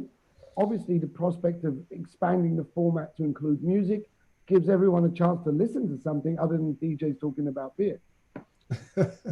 Or the world. And the world. you have to start I drinking. don't want to say the end of the world. I'm trying to change the subject. But so I mean, I was going to say, like having someone like even like yourself, Dave, be able to play some maybe the stuff you've made in the past, or especially having the part 2 or the Danny Tenaglia part 2. I think we probably need more than 2 hours though with Danny if he was to start playing his tracks, because I think a lot of his records are longer than mine. So Yeah, that's true. But for those, I was going to say, I'd love to hear him play the stuff he was, or even talk about, or even play some of the tracks he played at the roller skating discos he played at and stuff like that. It's the guy's got so much music in his head that we need to hear. But for those, I mean, we would be really happy to read the comments of what you think, what we're doing is the right or wrong thing. It's a test period. We do it for 4 weeks, and we'll see how it goes on. For those who might worry, there's no catch. There's nothing. We can exactly go on as we do this. There's literally the only restriction is probably the time, unless we move to a different slot where we have more time. We need to still sort that out. But there is another, like besides being able to play music, also I think a great thing is and that chimes in with a little bit what Mo was saying. Running a show like this actually costs money, and am I revealing a secret that also we need some funding for this show to continue to work on it, because we want to make it better. We want to be able to provide you with maybe even Spotify playlists or playlists in general from the artists that are on the show. We want to be able to show maybe little clips and stuff like this, And we wanted to do that all the time. We just can't, because we're all limited in our own means somehow. Yeah. And is everyone agreeing to this, or am I just leaning too far out of this window? No, here? not at all. You got it. Yeah. You're right. Nailed it. Okay, then I go. And I drink my beer in the next 12 hours. What is this, Chris? Can we tell so we need to chat with Beatport for the 12-hour show then. This is a 2-liter beer that I got in Winterberg, which is kind of like 2 hours from here, which is kind of a ski area even in the winter. That's why it's called Winterberg, which translated as Winter Mountain. There's a city that's called Winter Mountain. And I happened to pass by there with my kids like 2 weeks ago, and there was this little brewery, which I saw that beer and I just had to get it. But I'm saving it for our 12-hour show. It's a lager in here, and it's freshly brewed in a little brewery in Winter Mountain. Nice. Can I ask a question, which really is not to address just you guys, but also the audience at large? I think these kind of vox pops are very interesting. What would the audience think if DJs and Beers was sponsored by Winterberg Beer? Sponsored by what? It was sponsored by Winterberg Beer. I'm totally happy to be sponsored by Winterberg Beer. I wouldn't be happy to be sponsored by Heineken, to be honest. Yeah, would be cool. And I'm totally straight out, flat out. A beer company like Heineken is like, I'm sorry if I insult all the Dutch followers and viewers here right now, but this is not even a Dutch company. It's like a world global player. We all need to drink more local beers, craft beer, which I did not today with my Everest beer. I'm sorry, I know, but I still had it. I kind of bought it locally. But more local beers, support your local little breweries. Like, this is amazing. There's so much great stuff out there. And all these big breweries, and let me just, because we're DJs and Beers, I can rant for a moment. Because people people might wonder what my dislike of companies like Heineken is. It's like if you produce a beer that is worldwide, and David, you can maybe add to that a little bit later. A beer company that is global needs to make sure that beer tastes the same everywhere in the world. If you drink it in Sydney, if you drink it in New York, if you drink it somewhere in Bangalore, it needs to taste the same. How do you do that? You use a lot of chemicals. And you do it like really basic, but you use a lot of chemicals. You do not have to put the chemicals on your labels because you're taking them out before you put the beer in the bottle. And it only needs to be on the label what is in the bottle. So if you use, for example, really weird chemicals to clear your beer, you get the chemicals out, you put the beer in the bottle, you don't need to announce the chemicals. What do you say in English? Label. I don't know. Label. Yeah, label. Label it, put it there. So that's point one. Point two is I can tell a story from the 90s from Greece, which is kind of like exemplaric for the rest of the world. Like Greece used to have an incredible diverse beer culture, like with loads of different beers. Yeah. And then Heineken, the company Heineken, came in and basically went to each restaurant in the whole country and told them, you know what, you're going to sell our beer, but then you're not allowed to sell the other beer anymore, but you get our beer really, really cheap. What happened is all the little local breweries died. Everything fucking died. Whenever I go to Greece and I open the fridge in a hotel, I see a fucking Heineken standing there. And it just reminds me every time they killed the local beer industry. Yeah. And this is my dislike of this beer. And I get it if people are not really like into like that stuff and they walk out of the supermarket with a Heineken case. I'm always standing there like, I wish I could tell you, you know, like there's so many great breweries and there's so much taste that you can discover rather than having that Heineken beer. I'm really sorry, Holland, if I just it's like when you DJ in Italy and they bring you Carlsberg. Yeah. So they're basically like the Walmart of beers then, huh? The Walmart of beers. Not good.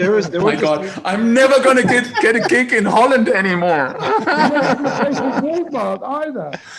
I'm cancelled in Holland. Like 15, 20 years ago, before like craft breweries were really blowing up in the States, there was a big problem with that. Like there's a documentary, it's old now, but there's a brewery called Dogfish Head that's on the East Coast that basically they talked about how these small craft breweries were trying to get shelf space in a supermarket or store, and these big breweries like Budweiser, Coors, they basically owned all the real estate, and there was this tiny section left for craft breweries, and it's like you had to fight for this space to get on there. And then all these small breweries started working together to create also their own distribution network, because who owned all the trucks was Budweiser and all the big breweries. So they had to build up their own distribution network to get their shelf space and to get their beer in the trucks to be distributed, which is pretty interesting. So now that's more interesting. In Greece, at some point, 90% of the beer market was controlled by Heineken. That's how it used to be here.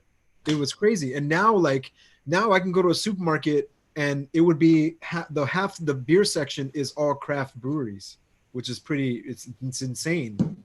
I think this goes back to what we were talking about with copyrights, strike downs on streams, and ownership of tracks. Yeah. I think the shelf space is dominated by the majors to a point where they own this much of the shelf and you're trying to get here. Yeah.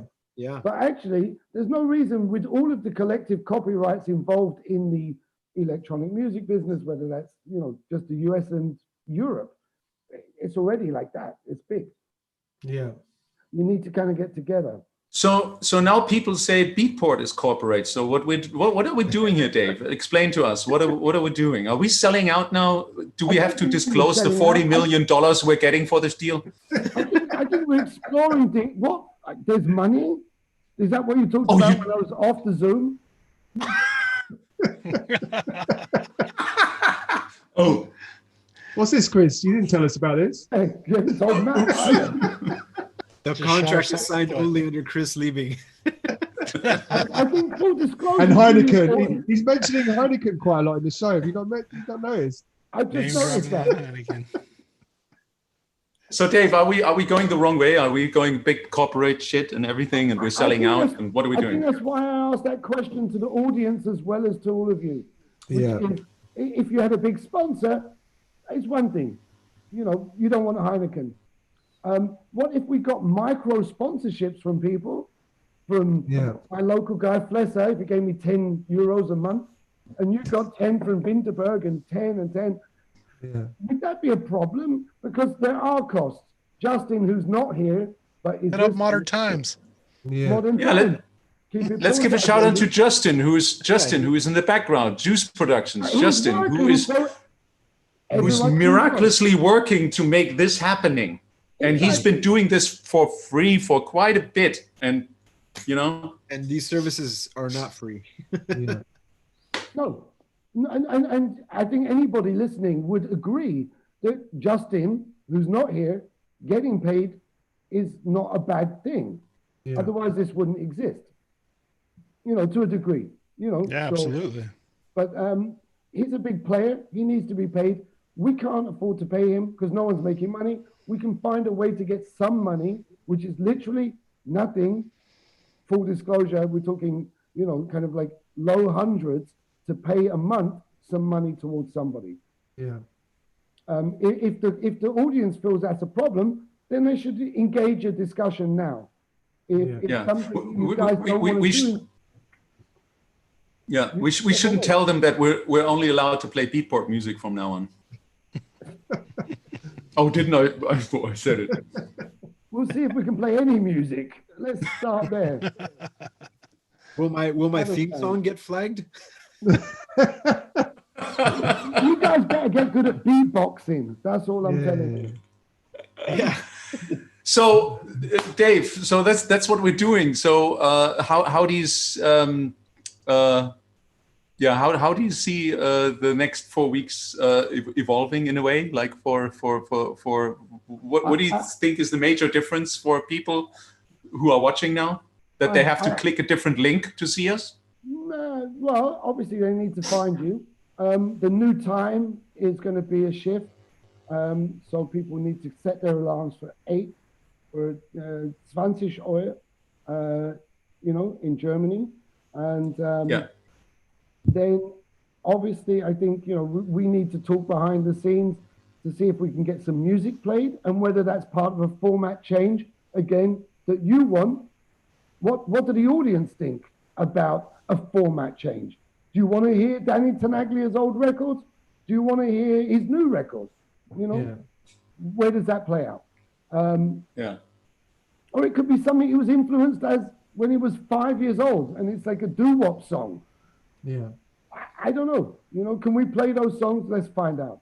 Do the audience want that? Let's find out. I think the more that there's a discussion about how the show is shaped, the more success it can be of a collective mindset. And I think, Dave, you hit on I think one of the things that we've all agreed on as well is that we need the engagement again might come from bringing someone else in to actually help produce the show. Of course, that's another cost as well, but you know, that's important to have engagement with the audience so that we can monitor questions and make sure, you know, because there's so many of my friends are totally into this show, and you know, they're always like, "Why do you want?" You know, so there's so many things that I think that we skip over that get lost because we're not producing the show as we do it each week. You know, so it's on the fly. You're overcoming reality. You know, you're in numerous time zones. Yeah. You know, in many different cities. It needs to be pulled together. We're working with, you know, what there is, right? You know, the material we're given. So hopefully it can evolve. And like a good DJ set, perhaps, if the audience stick with this, they're going to go on a journey that's going to be quite interesting. And I think they should play a part in that, you know? Yeah. So we're going to be on at 8 p.m. Heineken time next Thursday. Ooh, ouch. There was a comment of Peter Feckes on my Facebook, who obviously is from Holland. I thought it was Danish. No. That's Carlsberg. Oh, is it? Shall we reveal who is our guest on our first corporate show that we're gonna run next week? I think there's absolutely plenty of time for that. Yep. Wait. Let the people. There's plenty of time to reveal the guest. Yeah. Do it. Let them, Was that a guitar pick that you just showed, or was it an egg? It was an egg. There you go. There I am. Yeah. So next week on our show, when we come back, we'll have Carl Cox as our guest, which is exciting to hear stories about him. And for those who think a lot of stuff is changing, it's not actually that much, because it's going to be live exclusively on Twitch, but you will be able to watch the reruns on each our individual YouTube channels. Exactly. That's going to exactly stay the same. We're just not going to be able to react in real time to whatever you're saying, since we are live. And do you know, Chris, do you know where's Carl at the moment? Where is he in the world? That is actually a thing I've thought about today. Is he in Australia? Isn't he in Melbourne? And for him, it's then 8 in the morning when he needs to do the show. Oh, wow. Yeah. He better like You need to speak to him. And Dave, have you got any funny stories about Carl from the early rave days? Oh gosh, I don't know. I think I'm gonna have to take a kind of like the fifth on that too.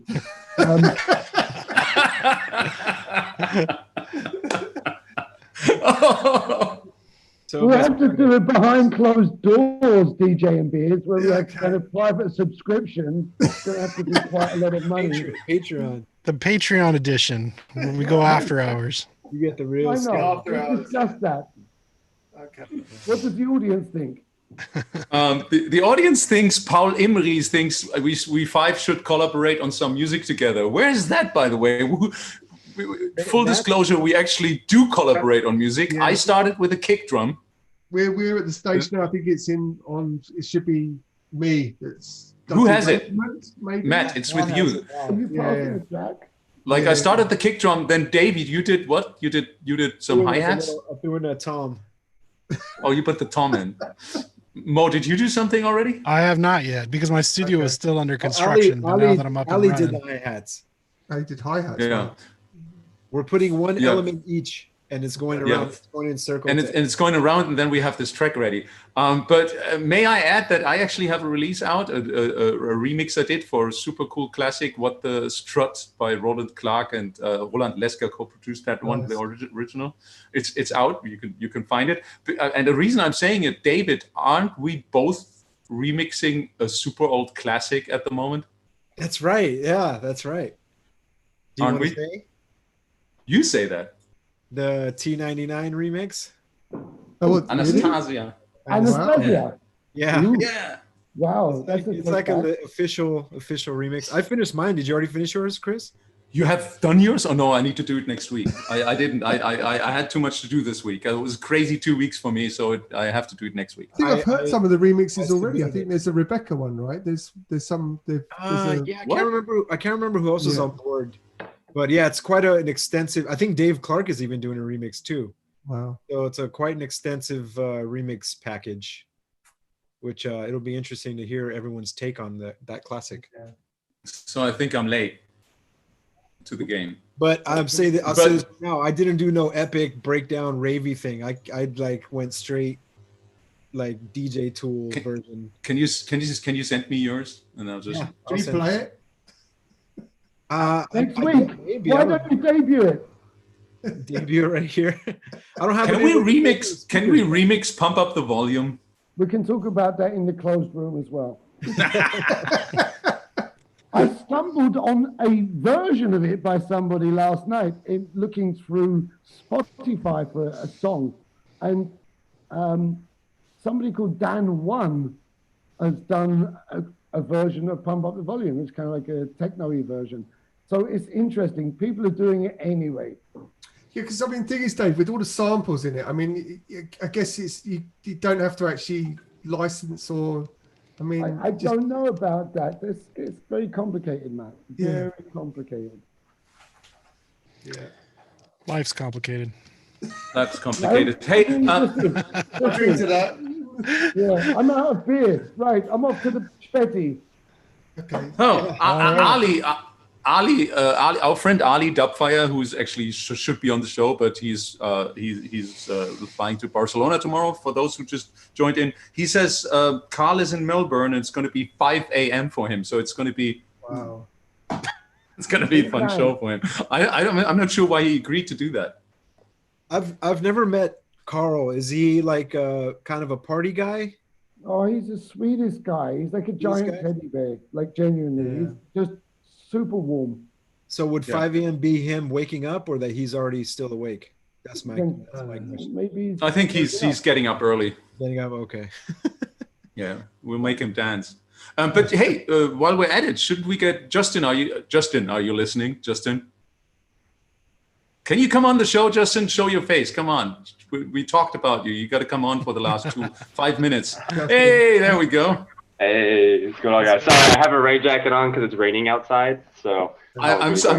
Oh, you weren't at your job. You weren't doing your job while we're doing the show. You walking around outside in the rain. Oh, I do my job on an iPad, on an iPhone, on a computer. It's like anywhere I have internet. Justin was on a hike while we were doing the show.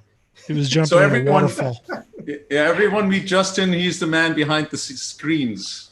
So, Justin, what's your take on what we're doing here next week? Like, from what perspective? Like any from the beer perspective. Cheers. Oh, cheers.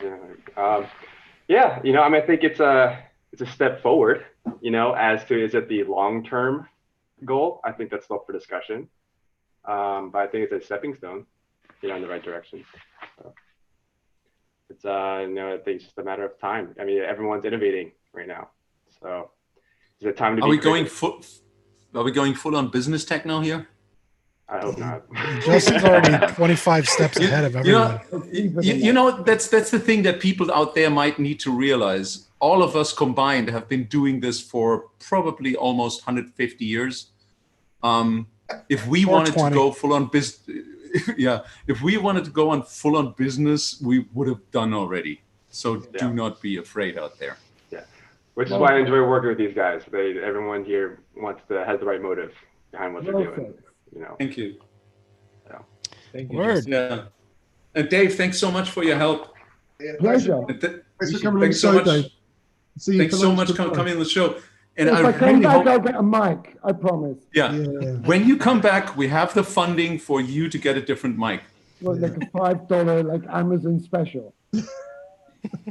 Special.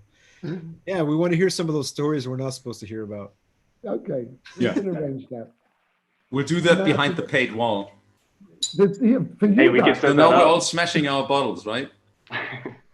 So I have some of my. This is back to the fan. I don't want to smash my fancy truncate glass, though. Yeah, don't. Plastic glass. Sitting on my truncate coaster. Oh, that's right. I gave you one of them. Yeah. Wait a second. Merchandising. Where's the link, Dave? The coasters I made years ago, and I only made a very, very small amount. So they were super expensive because they were stainless steel. Wow. What? Yeah, the one I have here it's kind of worn out, but yeah, it's like a stainless steel coaster. Oh wow! How many did you do?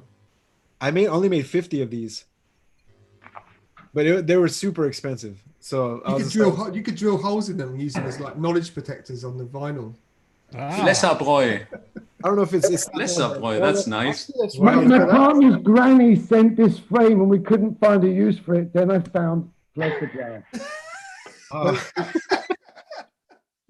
We're doing our own marketing. The guy has to pay me sometime. I mean, I swear. Yeah, I thought it was like a little trophy or something. It's kind of like, little award. Real deal. Cool. Okay. Gentlemen, thank you so much for having me on DJs and Beers. It's been a pleasure. It's great to have you on there. Thank you. Yeah, likewise, guys. I look forward to the future. Yeah. Yes. And it's really nice to see Justin because we've been talking for quite a while now on WhatsApp and first face to face.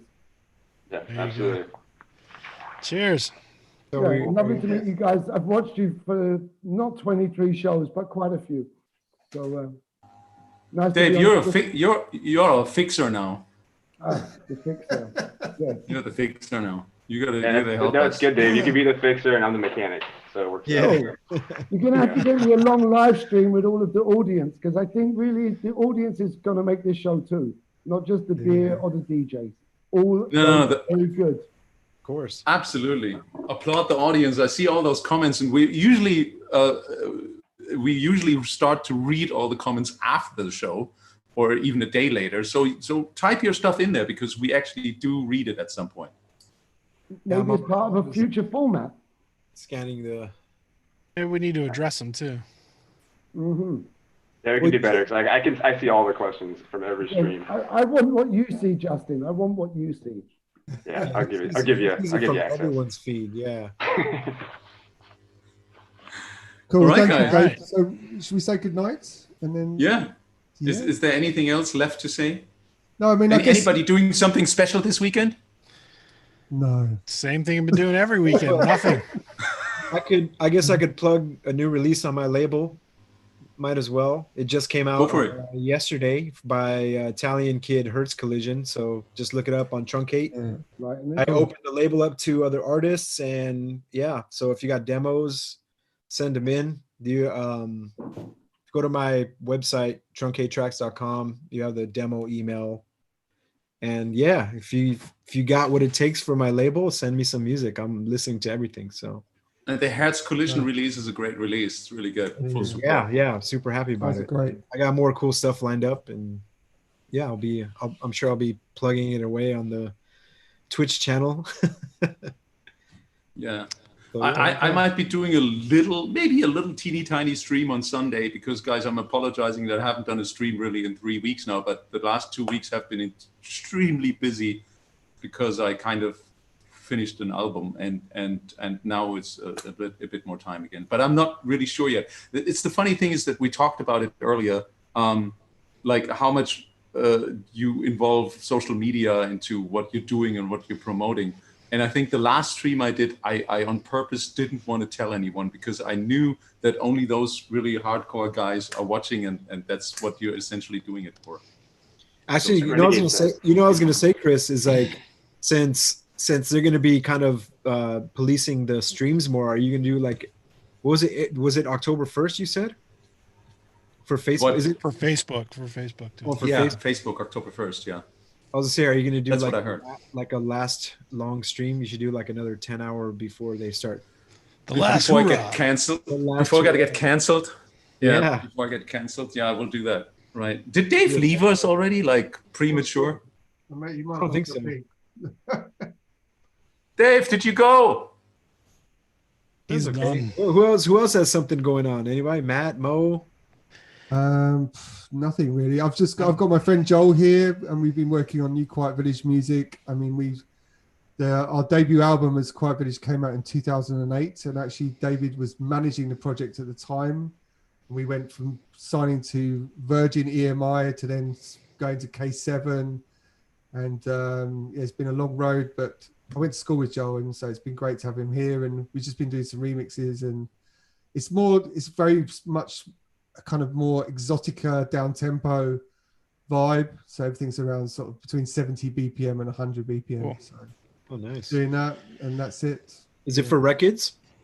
We're not sure. I think we're going to start our own imprint. I think next year we finally get all the rights back from K7. So there'll be a new imprint, new music from us, from Quiet Village, and maybe and hopefully a new album. So that's what we've been doing, and Joel will be here till Sunday. So we'll be stuck into more of that. Yeah, you've been the machine, anyways. But when again is your track "Live Your Life" coming out? Because I think this is the track of the year almost for me. So that one we just mastered it, and thanks, Chris. But we just mastered that, and the flip side is Nick Fanciulli remix. And I think that comes out the middle of October, and the next up we've got Robert Hood EP, and then Robert Hood's album coming. So loads of loads of great music, tons of new stuff. So very nice. We've just been working on a new album. Me and Luis have been working together online, and I've been pouring all my focus on that, on all my free studio days that I have allocated to me. Just collaborating with someone on music over the internet.